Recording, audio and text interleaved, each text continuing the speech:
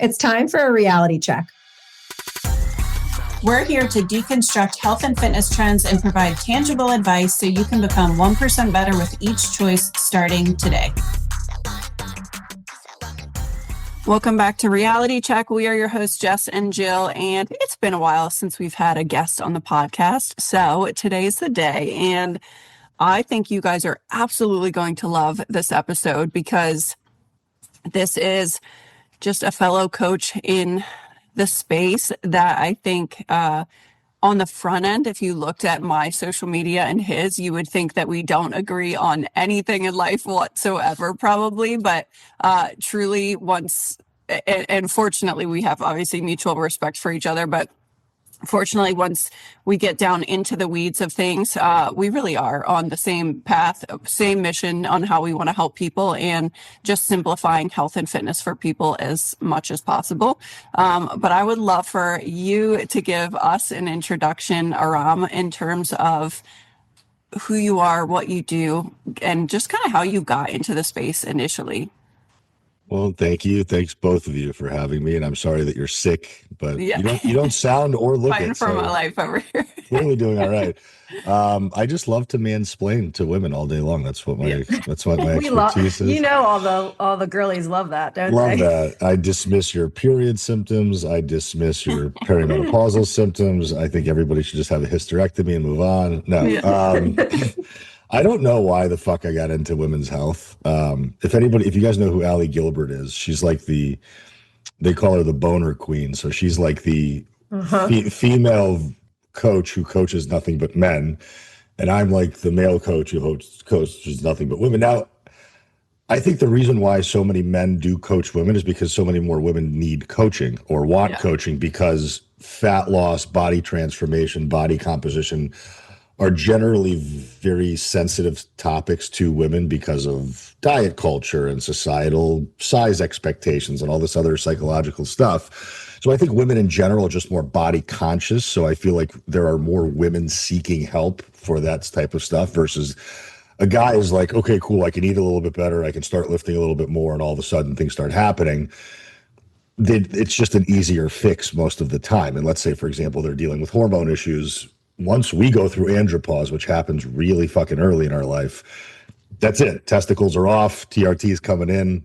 We don't have any undulating levels. We're good to go forever after that. We can be on the same TRT dose from the day andropause hits to the day we die, and nothing would change. So I will never in my life ever discount the difficulty that women have to go through. And the reason why I've chosen to work with women is because they're being sold a bill of goods by a lot of popular large-scale influencers that they're broken and that it's a very disempowering narrative, and I find it to be very unproductive, and it keeps them stuck thinking that there's this deep level of fixing that has to happen, when more often than not it's just a return to the basics and getting really ferociously consistent with stuff and then determining what are the next steps.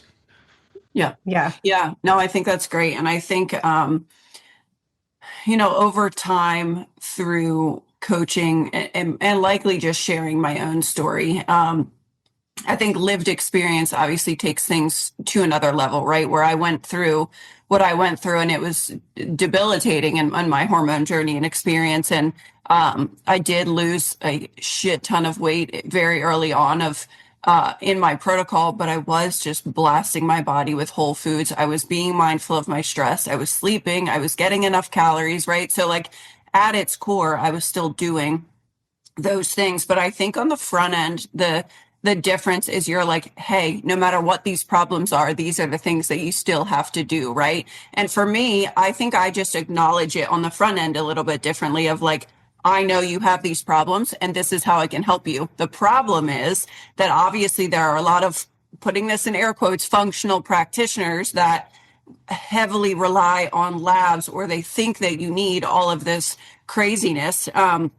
But I will say that Jess and I, over coaching all of these women through our process, we have seen how this can give almost, it does give validation, right? Like people are like, I don't feel good, and you telling me why I don't feel good helps my brain, right? Psychologically, I think there's a massive component to that. But I think the other thing is that we're doing the same thing, and it might just be a different order of operations. And I do think it's on a deeper level, right, of the protocols and things that we're taking women through. And I do think that there is a population of women that wholeheartedly have progressed so far in dysfunction and dysregulation that we do need kind of a jump start, right? So I think that's like the little bit of nuance there. And I think I meet in the middle of both of you in terms of what my ideal protocol might be. Our clients want, okay, well, I just want to pay for my labs now because I want that validation, right? Hey, okay, I hear you, but you're spending a lot of money just to have something in writing when I'm still going to tell you need to strength train, and I'm still going to tell you we need to get your calories consistent and we need to eat protein and whole foods, right? So if I often have this conversation at the beginning of somebody's journey of, I don't recommend that. I don't recommend you waste your money on labs. I recommend we hang tight on those labs. We get up to maintenance and do a really awesome muscle building phase for a few months, and we see what happens, because 95% of the time, all of their symptoms, all their hormone and functional symptoms go away. And they're like, oh my gosh, this is wild. I feel so much better. And it's like, well, yeah, because you did change your hormones. We did fix stuff, but it's a trickle down from all these behavioral inputs that we changed. Now that 5% that still has really wild symptoms going on, blast off those labs, and now we can address a protocol. And oftentimes what I see is a more properly a more mentally healthy protocol executed. Because when they come in this yo-yo diet culture, and then we say, yeah, let's give you a protocol, I'm like, well, this person hasn't yet learned how to just nourish, right? Without thinking they need to see the scale go down every week, or without learning how, oh, okay, I just talked to a client and her weight is up 5 pounds. She's in her first couple months with us. Her weight's up 5 pounds. She looks phenomenal. She looks leaner because she's properly training for the first time, right? We pulled running, and she's like, I can't believe I'm doing less work and my body composition is changing, right? Well, if she still has these gut issues that she's complaining about in 6 months, great. Then we do a GI map, and then we run a gut protocol, and she already knows, oh, okay, me eating bread wasn't why I was not losing weight, right? So we're proving that body recomposition can happen outside of these protocols first. The protocol is for the specific health marker that we want to change, not for body composition. At a high level, right? No, I mean, that's very well said and very well nuanced. And I think the overarching problem is that we have a medical system that's reactive, and it's not meant for us to feel our best or look our best. It's meant to prevent us from dying. But I think, unfortunately, women expect to walk into a gyno's office or into an endocrinologist's office after seeing social media content about optimizing hormones or about improving gut health, but they're not being, the intake process with those types of practitioners is not comprehensive. There is not a lot of questions being asked outside of the Western medical model. They're often not even helping with training or nutrition at all. They're just or they'll doing say, are you opposite supplements. exercising? And it's like, yeah, their exercise is like running 6 miles a day. They don't sleep. They look at their phone until 2 a.m. Like, yeah, it's just they're asking the wrong questions, and they don't know enough about each piece of the puzzle. And we can't expect the layperson to know this stuff. It's our responsibility as practitioners in this field to educate people on what questions to even ask when they walk into a doctor's office, so that they are able to self-advocate for their health care and to understand deeper underneath the hood. If they truly are doing everything right and they are mastering the basics and they're exhibiting the basics for months at a time and there's no relief to any of their symptoms, then obviously there's something going on under the hood. And of course, yeah, but the issue that I have, I think, with the functional medicine space right now is it becomes the first line of defense because it's such an attractive way to sell, and it can be roped into so many different things, whether it's a peptide clinic or an optimization clinic. They can start to charge you for labs, put you on a subscription service on a monthly basis, send you medications and supplements that you may or may not need, and that can become a multiple $100 per month obligation. Now you're starting to think that without these things, you can't live a normal life, when in reality, you've never been asked about your history of eating. You've never been asked about your history of movement. You have no idea how much you actually put in your mouth because you've never tracked your food before.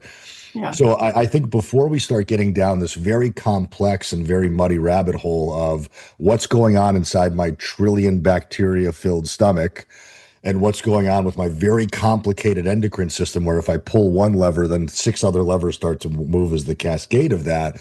Let's get really firm on eating 3 to 5 meals a day, sleeping 6 to 8 hours a night, understanding the difference between training and exercise, understanding how to deploy cardiovascular work, what percentage of cardio versus weights you should be doing based on your body comp currently and what your goal is.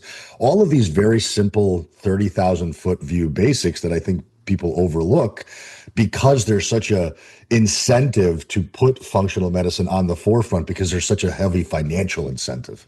Well, I think too that like front end, right, across the board, marketing looks the same, right? Like from me to a functional practitioner who does just do peptides and gets kickback on supplements, right? Like the front end marketing doesn't look drastically different. They might not be talking about fat loss, which obviously attracts a lot of people, right? But it's the back end protocols that really a lot of people aren't privy to, or to your point, in this field, even they don't know the right questions to ask or what to look for or what is a red flag, right? And then we go in, you know, I have people all the time that are like, oh, I did this gut protocol with my naturopath, but I only see them once every 12 weeks. I don't talk to them in between. I just take these supplements and hope for the best, and I'm still fat. And I'm like, well, your naturopath never told you they were going to fix your body composition. And based on what you're telling me, your nutrition and training looks like, that's not going to be addressed, right? And then on the conventional side of things, to your point as well, that we can teach them how to advocate for themselves and ask these questions, but also they have to go in with the realistic expectation that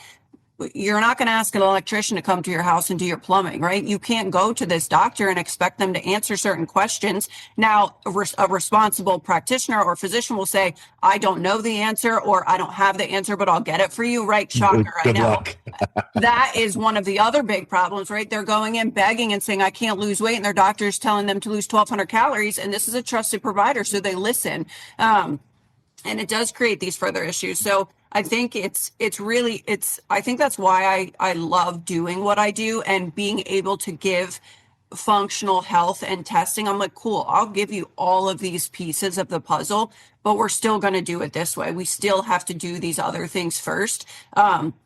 And then on to what Jess said, when people come in, I'm like, this isn't just you come in and we just run these labs for you on day one. This is like, let's see what happens, right, over these next couple of weeks. And I tell every woman that comes in, your coach will tell you when it's time to pull this lever, right, on these labs. Now, if somebody comes in and they just want the validation and they want to pay for that, great. Here's your expensive information on paper. But again, we're giving them expectations. Right.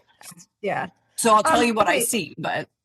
So I also think a big industry-wide, and not really a cultural societal issue, is that so many women think they are doing all the right things. So you said we really need to perfect the basics first. A lot of women listening, and many of the women who sign up to work with us are women who are like, well, I'm really lean and I exercise 6 days a week and blah, blah, blah, blah. And I know I'm doing all the right things.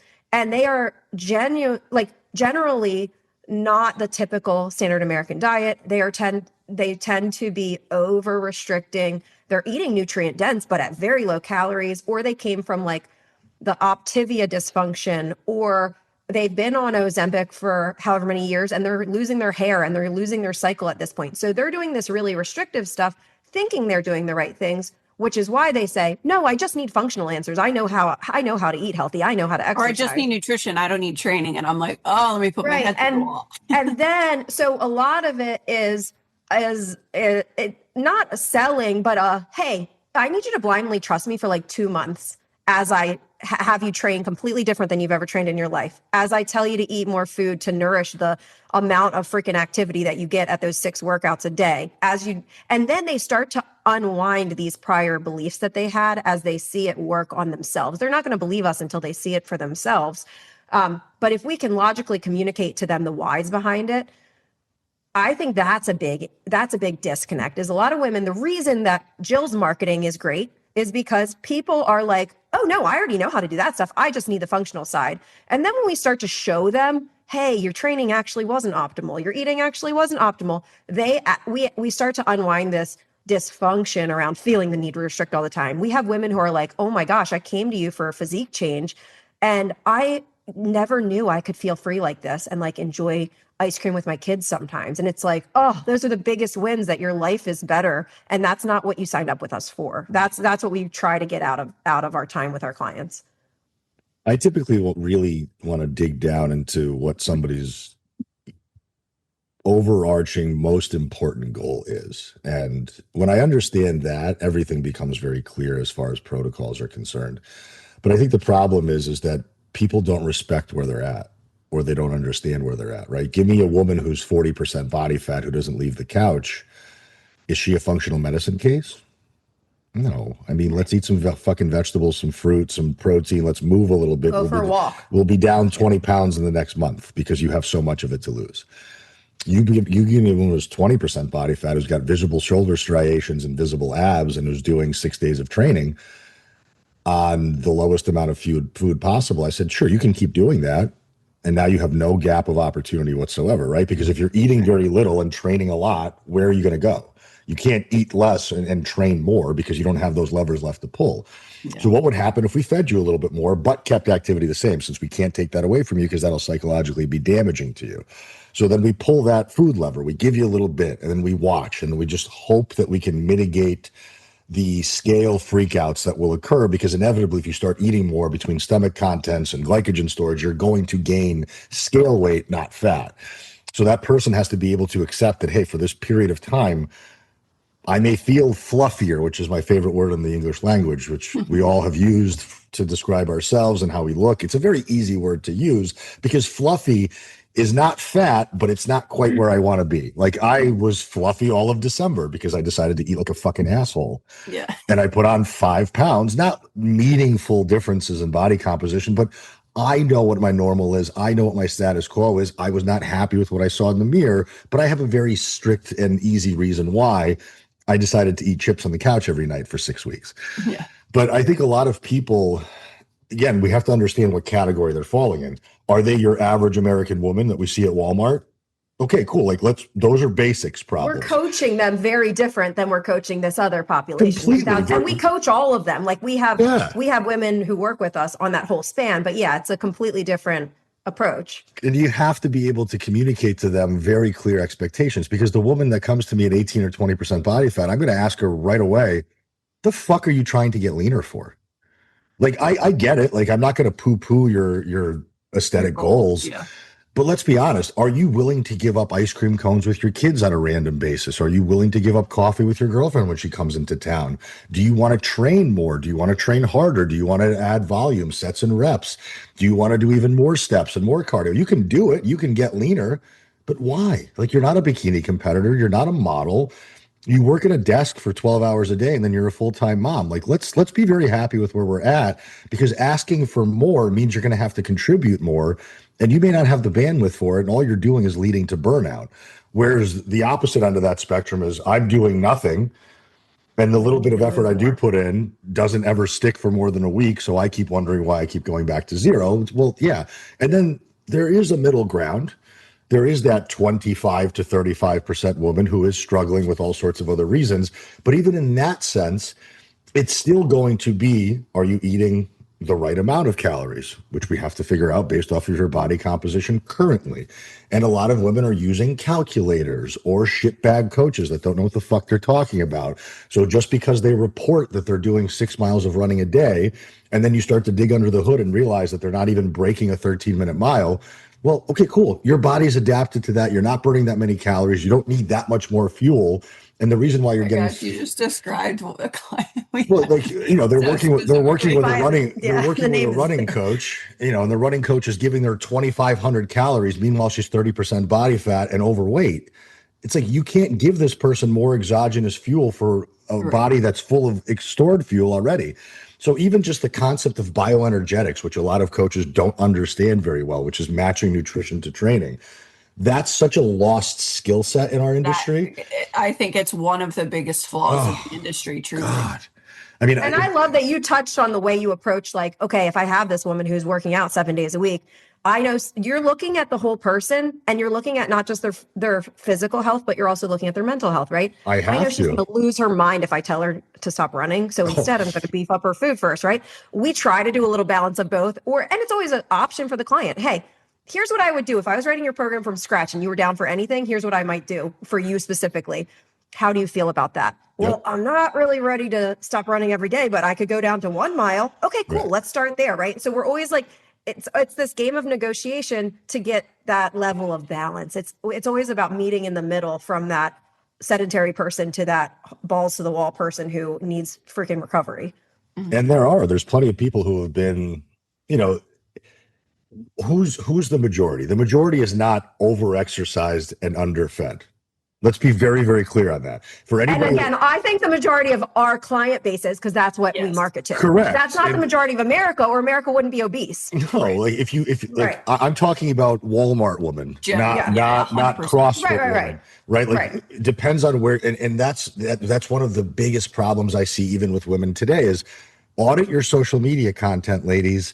If you're 40% Mrs. Jones, who's sitting on the couch most of the time, and your fitness level is Zumba once every 3 weeks, don't be looking at 26-year-old bikini competitor influencers as your body goal when you are so far away from even and they're seeing marketing of like, oh, I need more rest and recovery. And you're right. Like, no, not you. No, like you are already very well rested, very well recovered. You don't do anything, so you should probably start doing something, versus the woman who is 18% body fat, who has done everything for 25 years, who does need that metabolic boost and that internal chemistry boost.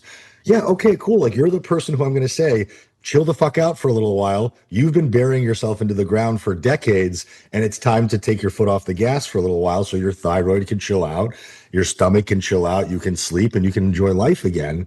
But again, that's the minority. The overwhelming minority of people fall into that category. But again, it's the content that you watch and it's the people that you follow. Because if you follow content that talks about chilling out and doing less, and you have a ton of fat to lose, that's not going to do you any favors.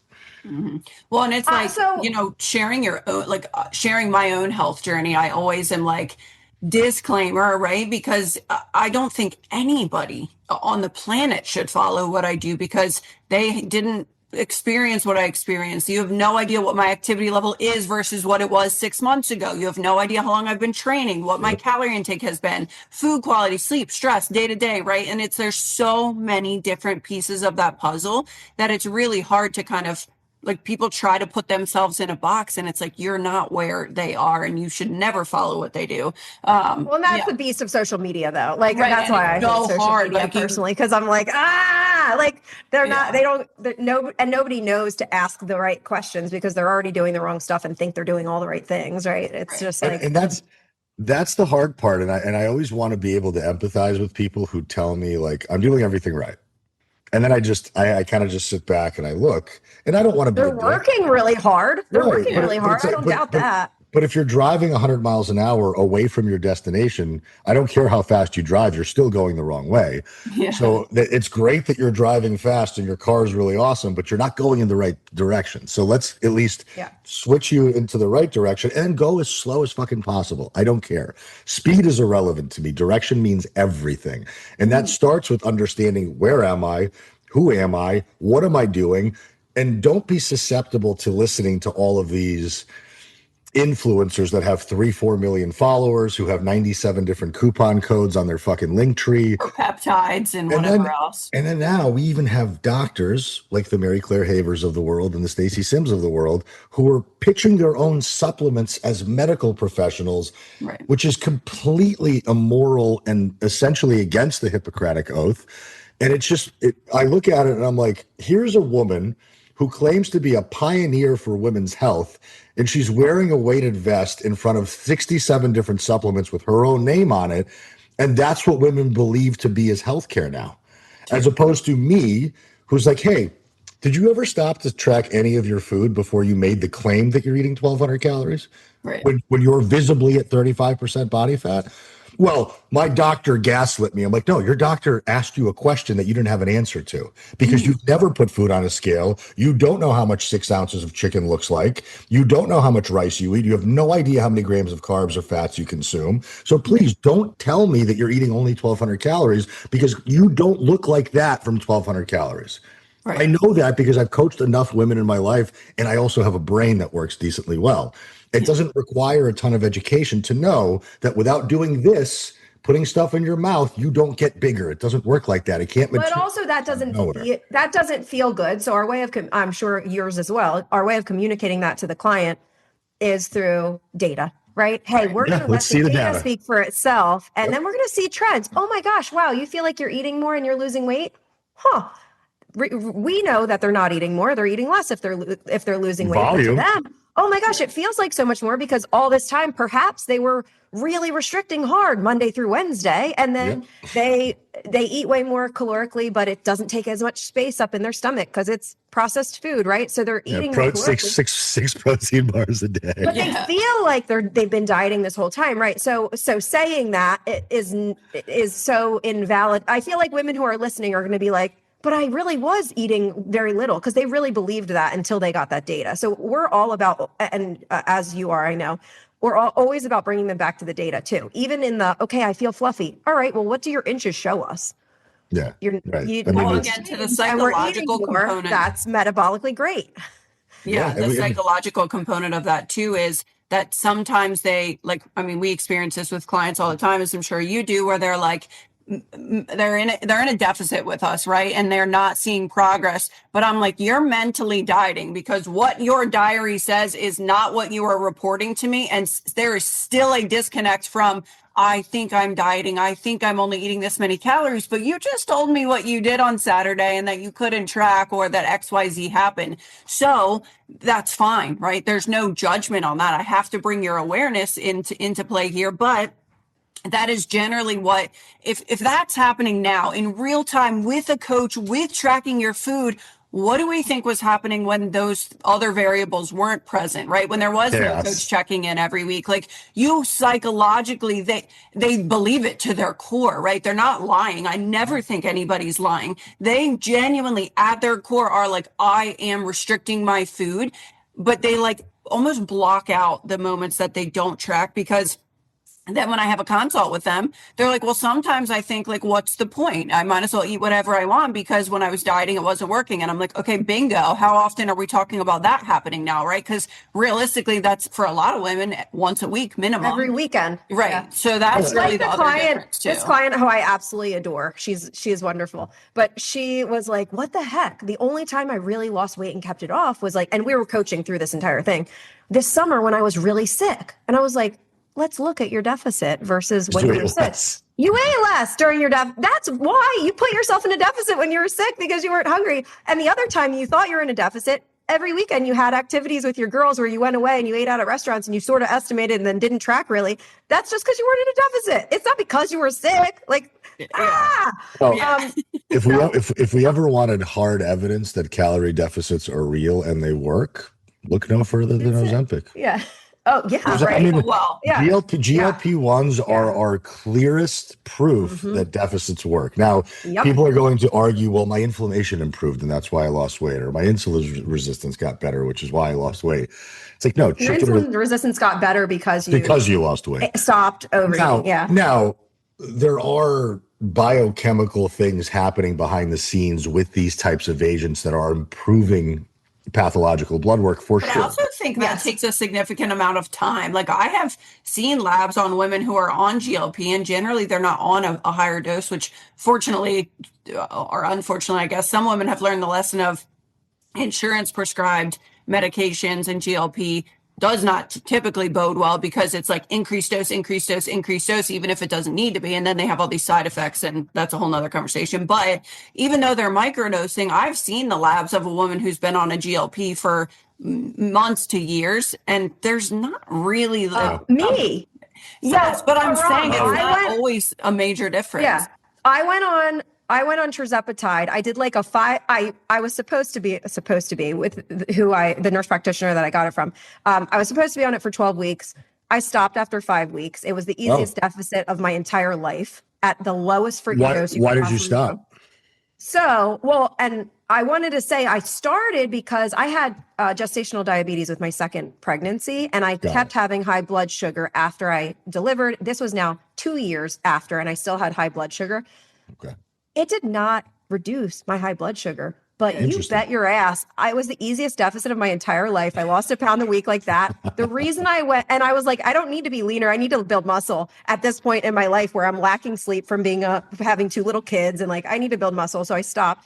I also stopped because for me personally, I had symptoms of like feeling jittery, heart palpitation type stuff. I've heard a lot of that actually. So I just stopped. But again, and the nurse practitioner who prescribed it to me said, well, you should have gone on lower doses and stayed on it longer, and it would have helped your insulin. And I'm like, you know what? At this point, you know what I need is sleep. That's the whole reason that I had this issue to begin with, is because of my lack of sleep, not because of my diet and not because I need to lose body fat. It's because I don't freaking sleep and I over caffeinate. So I need to do that. And that's going to fix that lab number, right? So the people who it's fixing it on, I'm wondering, like there's so many mechanisms, I'm sure, beyond my understanding. But okay, is the mechanism behind it because the people who are seeing that number go down needed to lose body fat, and they're losing body fat by eating less food. What was the thing that created the internal change? And I think I think there's also a placebo effect. People, like I have a buddy of mine who, I mean, God, when we talk about every vice that's ever been invented in humanity, he smokes, he chews tobacco, he drinks alcohol, he does cocaine. He eats like shit. He doesn't sleep. He's stressed out to the max. Hasn't worked out in 25 years. So literally, if you could do everything wrong, he knows how to do it really, really well.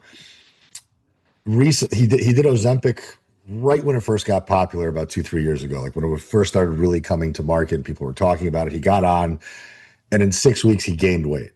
And I'm like, dude, you're the only person I've ever heard of in my fucking life who's eaten through Ozempic. I'm like, you are such a huge. I was going to say that. We have a lot of clients. We've had clients who have done that at the highest doses, and then they want to stay on it. And it's like, why? Why are you trying to stay on it? Sorry, continue. But then like fast forward to recently, like it was his birthday yesterday, and he texted me, he goes, dude, I've been on tirzepatide for a month and I feel great. And I'm like, oh, talk to me. He's like, dude, I quit drinking. So it's like, okay, you quit drinking. So let's just take that off and this kid would drink 4 to 6 vodka sodas a day. And I don't mean like the cocktails you and I might have at the bar. I mean pint glasses of 90% vodka with a little bit of soda in it. And that was 4 to 6 times a day, every day, 7 days a week. So it's like that you just cut out 7,000 calories worth of booze in a week. So from that, you're going to lose weight. He's like, dude, I started walking. Feel better. Every night I started taking my kids out on the strollers outside, and I start to walk with them every night now. It's like, okay, so you're eating less and you're moving more. My God, look what's happening. So now, I'm curious about the mechanisms.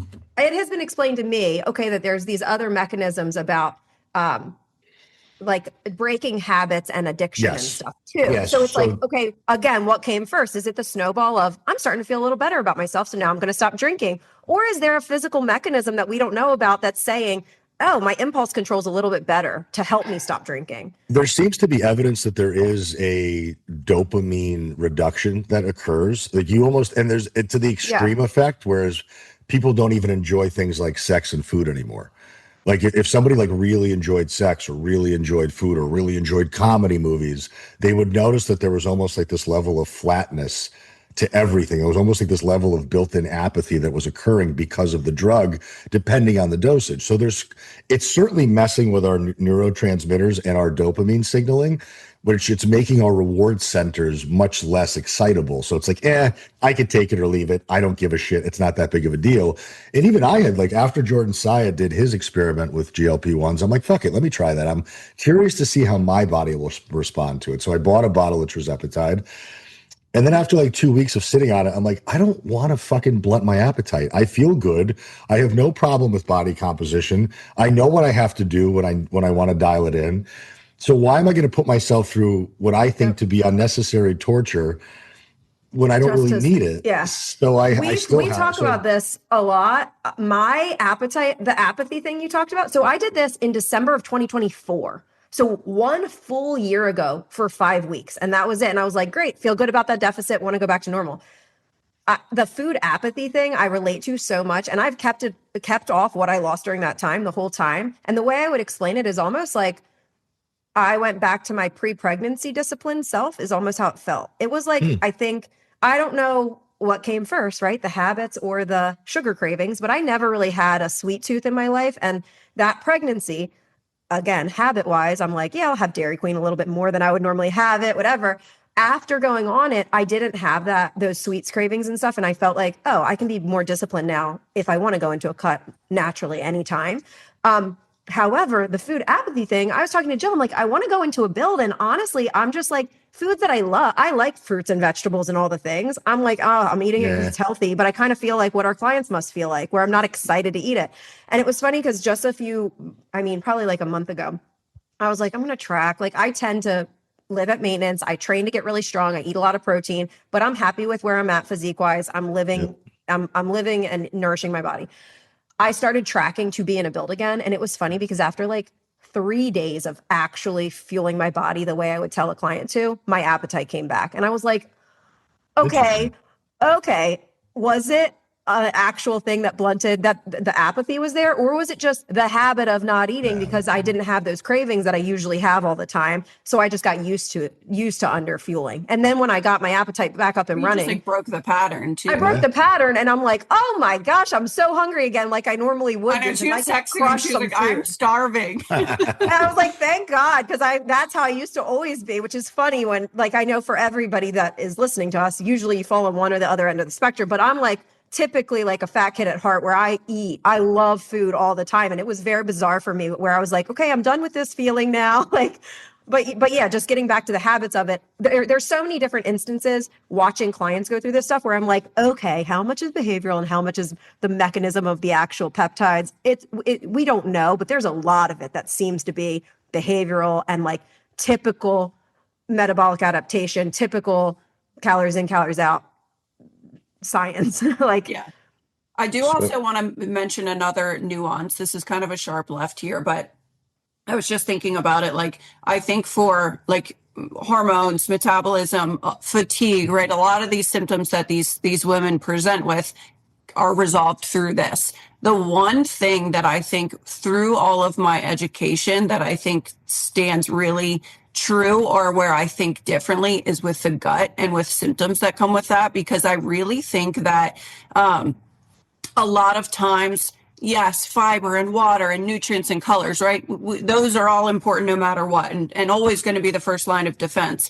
But I have seen so many women come to me with, and genuinely, I've seen the pictures, 8 or 9 months pregnant at the end of every single day. And I think there are so many people that normalize it almost, of like, well, this is just the way that my body is, or I just avoid these foods, or they're naturally in a significant calorie deficit because they're like, oh my God, I just don't want to fucking feel bloated today, so I'm just not going to eat. Now, I imagine that you don't have people beating down your door talking about how they have SIBO or that they've had a GI map before or whatever, right? Because that's not who you market to. But I'll have some people come in, but it's okay. Yeah. I mean, 2 out of 10, not 2 saying out you of don't 10 have people. clients who have bloating, right? Obviously, that's not uncommon. But I think one of the biggest populations that I have accidentally brought in and who I love to help are the women of like, I've done these gut protocols. I'm worse than when I started. I've worked with functional naturopath, all these things. And I'm like, okay, this is one of those scenarios where a GI map is incredibly helpful, right? Like, let's see what's going on. Let's target this protocol. Let's move on. And then even if we do that first, we're still like, okay, now we have to eat enough calories and strength train and sleep and manage stress, right? And obviously we're doing that through that process too. But I don't know if you kind of like what you see in that realm of the functional world. And obviously I know you network with a lot of coaches. I know you're friends with a lot of people in the space. And then obviously social media is what it is. Where do you think is like the disconnect in that marketing of because we're generally serving a very similar population, right? Probably very typical age range, 30s, 40s, 50s, something in that realm of women. What do you think is the flaw in these women in what they're doing on social media or how they're consuming social media? Like, where do you think they're getting stuck, or why do you think these women are stuck for years and years and years? Obviously, we You're talked saying about you're saying the ones who have some sort of gut wackiness going on, but are doing the right things. yeah. So that population that we do serve, right? Those women who really do that. We're like, okay, you really are overtraining, under eating, whatever. I think they're very health conscious when they come to us, right? Like a lot of women that have worked with us have already invested in a coach, invested in these practitioners. Like, what do we tell? What message do we send to that population of women who aren't sitting on the couch eating fucking bonbons every night? You know, Sounds good. because that's where I think the disconnect is in self-identifying what the problem is too. You know. One of the biggest problems when it comes to bowel motility, gut health in general, even just the release of hydrochloric acid, is stress. And a lot of the women who are hyper fixated on better body comp, better performance, better, the type A's, the ones who will just keep pushing the goalpost so fucking far back, they can't even see it anymore. I'd imagine there's some neurosis there. And when you're sitting there with a pit in your stomach all day long about micromanaging every ounce of cellulite, and every time you walk by a reflection of yourself in your car or in a store mirror, and you're obsessed with it, I would imagine that stress and anxiety for a person like that is relatively high.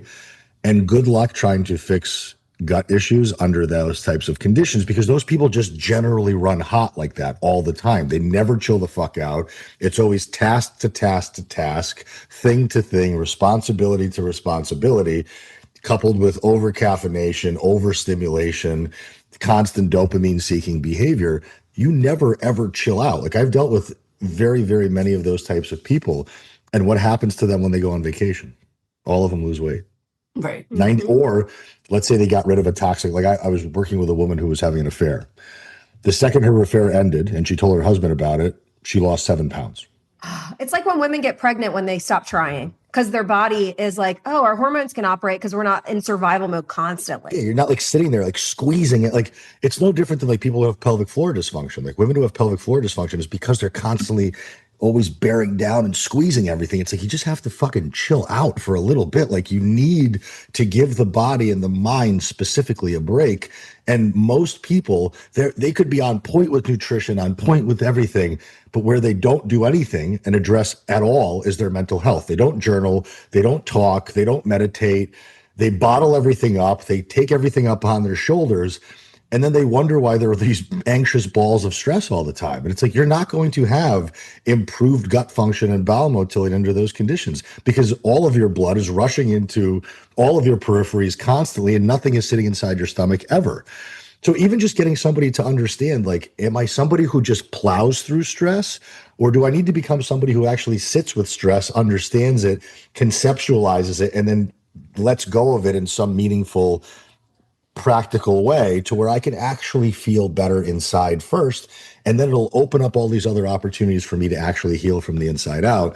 And that's one of the most difficult things to do, because what the answer that most of those women have is more. Mm-hmm. Well, I'm not working hard enough. I'm not eating little enough. A good thing you just touched on too. It's not just physical. Well, I am relaxed. I'm watching Netflix and scrolling my phone. It's You're mental. scrolling your phone Are we turning our brain off ever? No, because we feel like it's a waste of time, right? Correct. So when you can mom practice guilt, productivity guilt, yeah. When you can actually practice like sitting without thinking, which is most women will say that's terrifying. Impossible, right? That's impossible. I can't do that. Well, you can, but it's like they call it a yoga or meditation practice for a reason. You got to practice until you can actually learn that skill. And once you learn that skill, all these other health trickle downs start to happen. Yeah, I was say so many of our clients are going to feel so called out, lovingly, of course, from everything that you just said. And I think that that's kind of where I was going with this, is that it's the stress that they carry day to day, but then it's their perception of stress, which sadly I do think is skewed by social media and my own marketing included, right? Of like, okay, cortisol is my problem. And the first time, anytime somebody messages me about their cortisol, my first question is, have you had it tested? Well, no. No. You have no idea. No. You have no clue what your cortisol is. And I guarantee that you know, when people come to me, what supplement did you take for liver? What supplement did you take for cortisol? I'm like, the supplement I took is 18 months of healing my body and chilling the fuck out. That's what supplement I took, right? And it's And like, what are you going to do if you know, if you have the information? Like, I did a Dutch test and I know my cortisol's jacked up. I need to go to bed on time. Right. Like, that's not me having a Dutch test isn't going to fix that. Suddenly, there's not me taking Cordy's every night. Like, okay, that could support me in the snowball effect of, okay, my body feels a little calmer, right? But that in itself is not going to fix my shitty behaviors that are leading to the gestational diabetes, right? Do you know what's funny is I always call Jess out on this, but she would text me for a couple of weeks, even months, about her blood sugar, and I was like, dude, I can't anymore. That was a journey. Like, you got to go the fuck to bed. You know you have to go to bed. Your blood sugar is not going to be fixed until you are going to bed every night at 9:30 and you are sleeping through the night. And your kids, she would actually just respond and be like, "What time did you go to bed last night?" And I'd be like, "Shut up! I don't know what to tell you anymore." 11. She said, "Well, I'm just here to Jess you when you can't Jess yourself." You know? Yeah. It's always going to be the simple. I mean, of course, I think it's wonderful that we have functional medicine. I think it's wonderful that we have all of these different diagnostic tools available to us. But people don't need more information. Like, I see so many people who are basically held captive by their Whoop bands and their fucking step trackers, and it's like, your body moved 15,000 steps, whether your watch told you it did or didn't. It doesn't matter. Yeah. And guess what? Which it can be helpful for data. Sure. But then there's the people who are tracking none of it, which let's get some idea of what the fuck is going on. And then there's the people that are micromanaging every ounce of it. Like, I have a woman who doesn't eat at all anything that she cooks. Like, every meal is eaten out at a restaurant or prepared by somebody else, like 99% of the time. She brings up HRV the other day in a conversation. And this long pause that I'm giving you now is what I gave her the second HRV came out of her mouth. I said, that's not your biggest rock. Like, HRV is what you're going to call me? Like, in a panic. Like, can we get on the phone? I'm like, yeah, absolutely. What's wrong? She goes, my HRV. I'm like, your HRV? I'm like, you eat at a fucking restaurant 3 meals a day. You're talking to me about your HRV? You don't have any meaningful amounts of muscle mass on you. You drink 4 or 5 nights a week. Shut the fuck up about your HR. I don't measure my HRV. Right. And I'm supremely healthier than you can possibly ever plan to be. Like, stop worrying about HRV because Peter Attia said something about it on a fucking... Well, I think that's important. So that's another thing about consumption of social media and content in general, is that nuance is really important of, like, what chapter are you on? Because I'll have clients that send me articles of, like, red light data for thyroid. And I'm like, listen, I agree with that fully. If you want to spend your money on a red light, great, do it. But you still need to eat more protein. You still need to go to the gym more than one day. For somebody like me or Jill, using red light as an additional thing, right? We have our basics figured out. And then if I want to track my HRV on my Oura Ring, because I know stress is my issue and sleep management is my issue, I'm going to use that as data so I can compete with myself, right? In that area that I need to work on. But that's not my biggest rock to move. Somebody else's biggest rock to move is more than 60 grams of protein. 3 days a week, right? Cook your own food 3 times a day. Like, let's start there. Yeah, there's just an abundance of over information. I mean, I want to loop back around to the gut test stuff, because I think we all agree there's all these basics need to be met first. However, then it can be a really cool tool to say, oh, snap, you have this wild overgrowth that we didn't know you had. We can kill it. And then we can add the good bacteria that your gut is underpopulated on. And genuinely, you feel better and you don't get bloated after you eat beans anymore, right? Like, and you can go back to eating digestive capacity. Yeah. So that's also seeing people's labs improve in real time has changed my perception on functional health, because I have watched us do some of these protocols and I'm watching people's labs change. I've seen my own bloat go away because I killed off this one bacteria and now I have a really healthy gut, and I continue eating healthy like I was doing before. Right. So I absolutely believe there's huge value in it when appropriate. It's just not the majority of the population, like you said. It's 99% of people would do better from doing the basics. And then when it's still persistent, these other things really are super helpful too. Yeah, no, I've done Viomes, I've done GI maps, I've done 2 GI maps at this point. I've gone through 2 gut protocols, one that I didn't put any effort into and one that I did. And the second one that I took more seriously did yield a benefit. I certainly felt better, not immediately, not after the 6 month or the 3 month supplement protocol was over and the reinoculation and all that stuff was over. It was really more like 6 to 8 months after that occurred that I started to realize, oh, I don't feel bloated after eating processed shit. I mean, listen, don't get me wrong. Like my eating behavior leaves a lot to be desired. I can either be really, really good and be eating everything I know I need to eat and in the right quantities, and you stick a joint in my mouth and all of that goes out the window. Like I bought Chips Ahoy cookie butter stuffed cookies the other day. They're probably from Christmas, so they're a month and a half old. And I tried them and I'm like, these aren't really that good. I was not high at that point yet. Then I got high and then I'm like, ooh, the cookies are in the cupboard, and I ate 4 more. Now, I know that they're not good. I didn't really want them. It was my high brain telling me that I should eat them.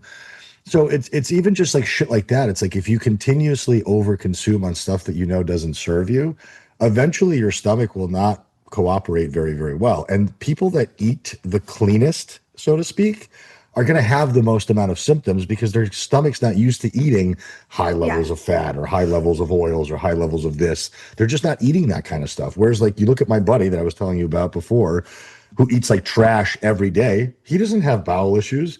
He goes to the bathroom 2 to 3 times a day. Well, I think he doesn't have bowel issues, but his baseline is likely significantly different than somebody that does nourish their body, right? I think the tolerance level for shit for it's like if you're walking around in pain all the time. Yeah, you don't even know. That's your norm, right? Whereas like, oh, I'm pretty fit and healthy. I have an issue and I'm like, ooh, that doesn't feel right because I'm hyper aware of my body. So I think but also everyone's body's threshold is different. His gut junction right now could be hanging on for fucking dear life, but I guarantee you it's going to catch up at some point, right? Oh, and who knows how much of it is bloating, right? And if we were to do a CRP reading on him, I'm sure that would be relatively high, and his white blood cell count's probably through the roof. But you think he goes to the doctor ever? No, he just sticks another Zyn in his mouth and has another cigarette and goes on with his day. And that's most people. So I love the fact that you guys exist, because what happens with that is when I don't want to work with those types of people because they are neurotic and they do have a million fucking problems that I don't feel like dealing with, I'm just going to pass them off to you. I'd rather have you deal with them because I'm going to help Mrs. Jones, who still doesn't understand what the fucking calorie is and what a macro is and what progressive overload is. That is the majority of the population. I'm happy serving that person. I can charge them a very low price that is tolerable for them to stay in a program for over a year, which they'll have a likelihood of actually learning something along the way and building a habit. And then when they're ready to accelerate, we have people for that. Here, go off to Jill and Jess. Go off to the functional medicine people. You've graduated now, and you can start worrying about all the other problems. Well, and I love working with the woman. And obviously, Jess mentioned this earlier. Almost everyone says like I'm doing the right things, but I like working with the woman who, if you look at her nutrition, you are like, dang, right? Like she is doing a decent job nutrient-wise. She is training hard, but there are typically like levers. Like I always tell them, I'm like, we're just turning the dials a little bit, and that can give them such a massive ROI from what they've adapted to and what they've been doing all those years. Not to mention what we were talking about stress and perception of stress and just overall allostatic load. Like I tell everyone, I know you can't quit your fucking very stressful job, right? So but we have to take that into account when it comes to your training schedule and all of those other things, right? You can't train effectively 5 days a week like someone else with a not stressful job and no kids and does sleep 9 hours a day can do, right? It's two very different situations. But I love that nuance because I think that those women have these minor problems that just bug them all freaking day that they tolerate. And then it's like, oh, I don't have to actually deal with that. Like, that's really nice. But either way, a lot of times it still is filling in the gaps of the foundation of like, you could use a couple extra fruits and veggies and colors in your day, right? You need to eat more. I know you're stressed. I know you go all day without eating because you're on meetings, but you're under eating at the end of the day, whether you like it or whether it's intentional or not. So, and can we just explore that just for 1 second? I know we're almost at an hour here, but I want to address the concept of under eating. Yeah. So there's 2 ways to understand under eating, and I want to make this very clear to the audience. There's under eating based on what you're capacity actually is because you've never really tested it, which is as much as I hate the word reverse dieting, let's use the word reverse dieting. It's really getting your calories up strategically to a point where you are eating as much as possible without gaining unwanted fat. So my philosophy with everybody is eat as much as possible, train as little as possible to get the best outcome, as opposed to eat as little as possible, train as much as possible. Right. So that's under eating the way that I like to understand it and explain it. Then there's, I think I'm eating little, but when you actually add all of it up, all the pastries, the bites, the licks, the tastes, the grabbing off my kid's plate, the sips of that, the shit on the weekends, the stuff that I don't track, the multiple restaurant meals out that I have all the time because I'm a foodie, those people are undernourishing, but they're Yes. overfueling because they are walking around with excessive amounts of body fat, and you don't get fat without overfueling. That is a fuel problem. That is either I'm not moving enough to combat the amount of food I'm eating, or I'm eating too much based on how much I actually move. Now, the thing that women have to understand and men have to understand is that the fatter you are, the fewer calories you burn at rest and while active. That's just how it works. It's physics. So whatever your theoretical BMR is, or whatever the fuck you think your TDE is based on a calculator online, what I'm going to tell you is if you don't have a lot of active tissue on your body, meaning muscle mass, and you were to compare yourself to a woman who has more active tissue than you at the same exact size, doing the same amounts of work, walking and activity, that woman is burning more calories than you are. So that she can eat a hell of a lot more than you can. So if you take two women who are 150 pounds, one's 30%, one's 20%, the 20% woman will burn more calories at rest and during exercise. So she is just running hot all the time, which is why she can eat 2,500 calories and get away with it. And you can't because you're stuck at 1,500 and that's it. So you have two options at that point. You could either lose fat and build more muscle, which is obviously, But you have to eat more to build more muscle anyway. which is the long-term play you should, because if you think about it this way, like over the course of a year, my recommendation to anybody is spend 2 to 3 months burning fat, spend 9 to 10 months building muscle. Amen. I was about to ask you that question. So the way that you just explained that, so perfectly put. That is how we start all of our clients. And a lot of our women are in that first scenario you gave. Yep. They've never tested what their actual capacity is while Right. training appropriately. The other end of the spectrum are more sedentary women who are overeating but undernourishing. I still start in a muscle building phase. I still start and I'm going to say, maybe I shouldn't say muscle building. I should say at maintenance. I still start them. We're practicing eating what they're already eating without gaining anything.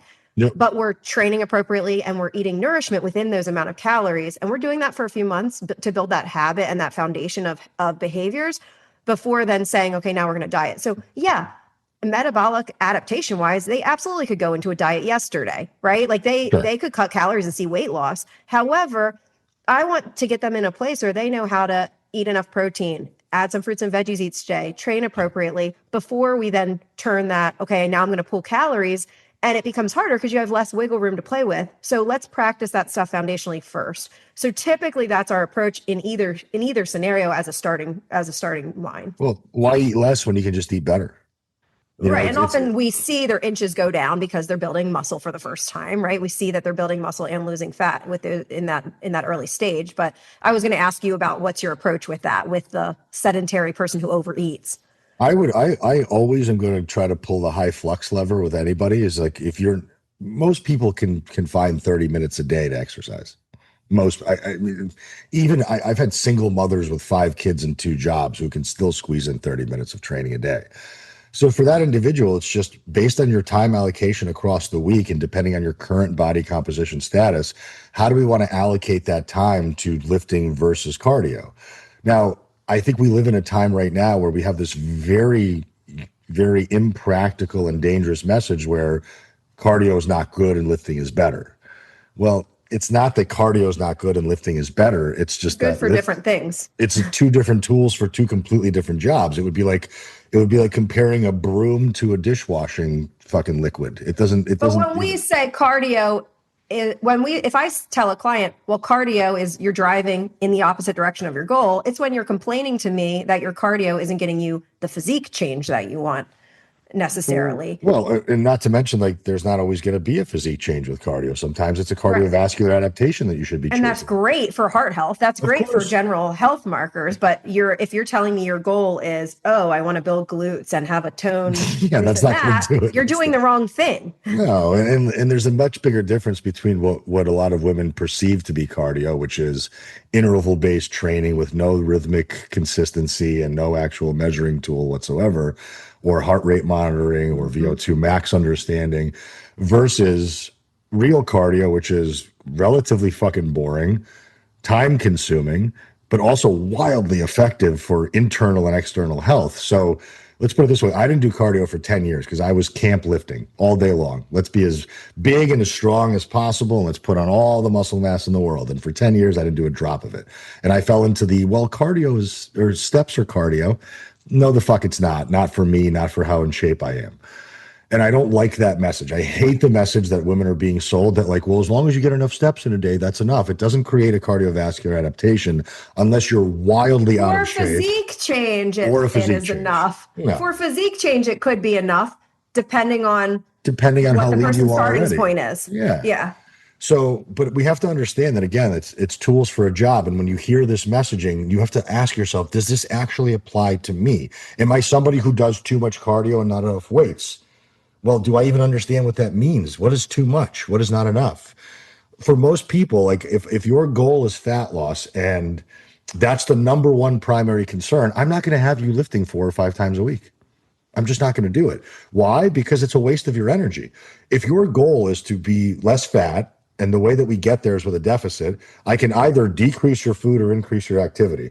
If I increase your lifting activity, you're not burning as many calories as you would if you were doing cardio. So I'm going to keep 2 to 3 days of lifting in your program. I'm going to tell you to spend the rest of your available energy on cardio and steps to deepen the deficit without having to reduce your food. Now, as you get leaner and less fat, I can start to increase your frequency of lifting, decrease your frequency of cardio, keep food at or above where it was before. And now you just continue to move down the road and kicking the can further and getting better. But again, a lot of coaches don't fucking understand this because they're anti-diet culture, anti-cardio, anti-dieting, all this stupid shit that they were taught, and they're doing their clients a disservice.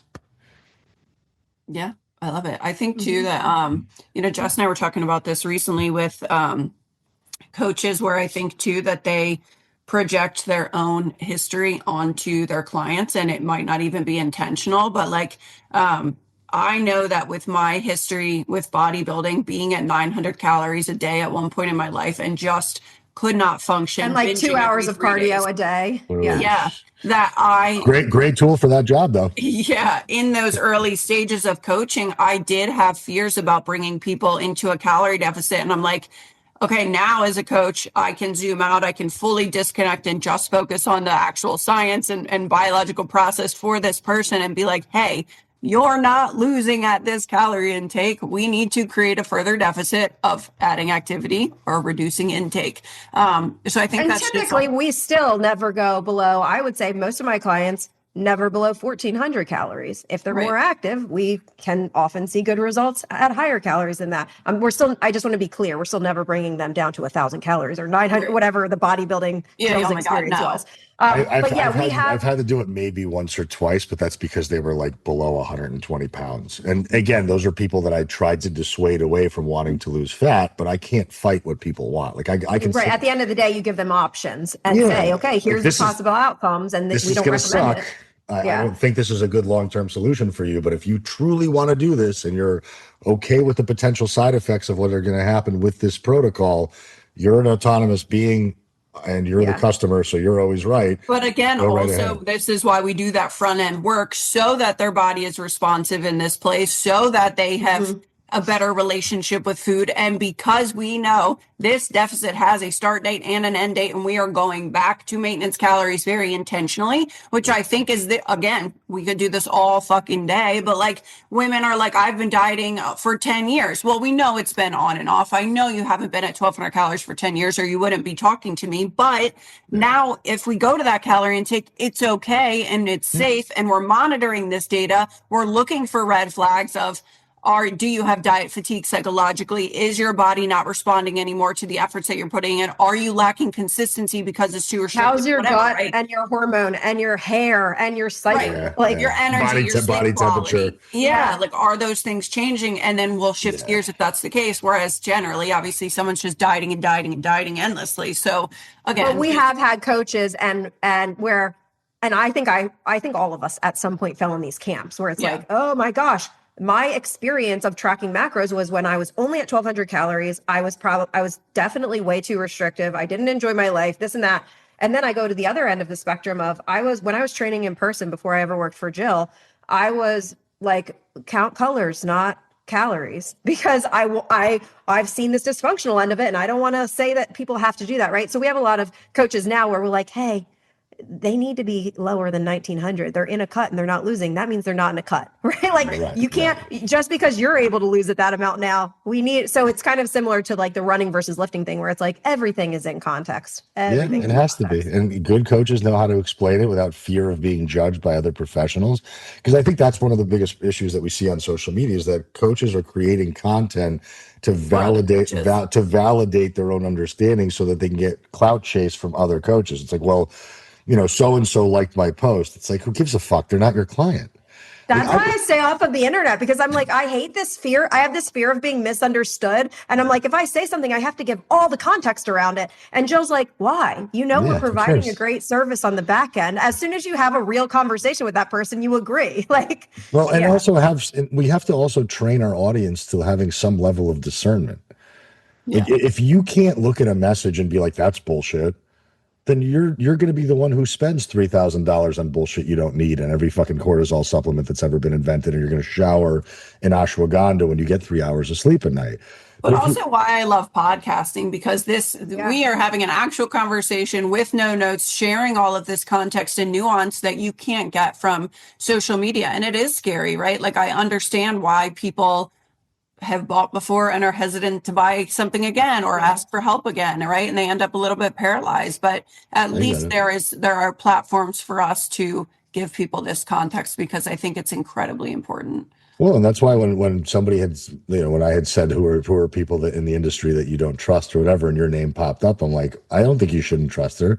I think she's actually very good at what she does. I may not agree with how she communicates, but I think she's wonderful at what she does and she's smart. But again, it's all perception. Like I personally don't like Huberman. I don't like Atia. I don't like Mel Robbins. I don't like the big names because I don't think that they're doing a service to the general population. I think if you're an optimization nerd and you want to fucking sun your balls and red light your taint and whatever else you want to do, then go ahead and listen to those people. I think it's actually reversed. Whatever it is. I think you sunshine your butthole and Jill red light your balls. obviously knows all the violence.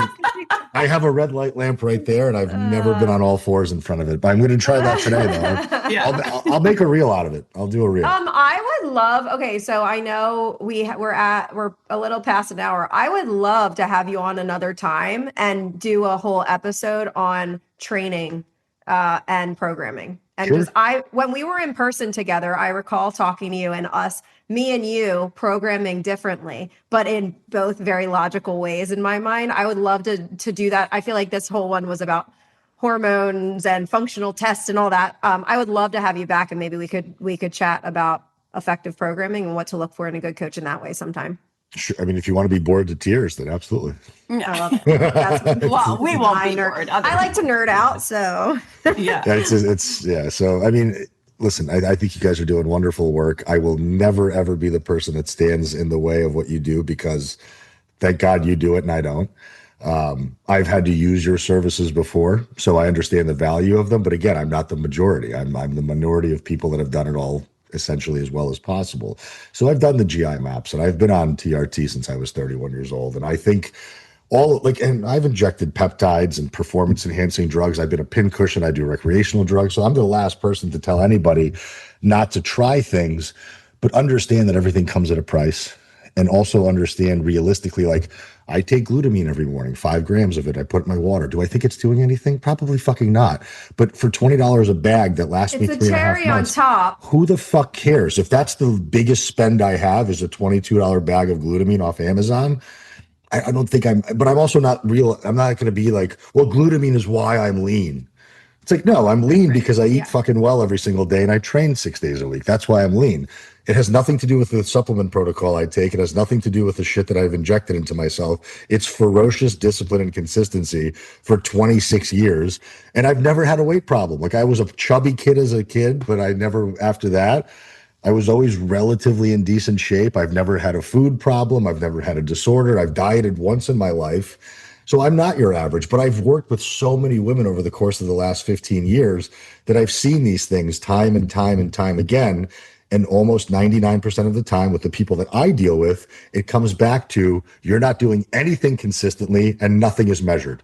So until it gets measured and until it gets consistent, I don't need to hear you talk about cortisol and HRV and progesterone and everything else that you have no clue what the fuck you're talking about just because you parroted what somebody else said online. So let's chill out. Let's get back to the basics.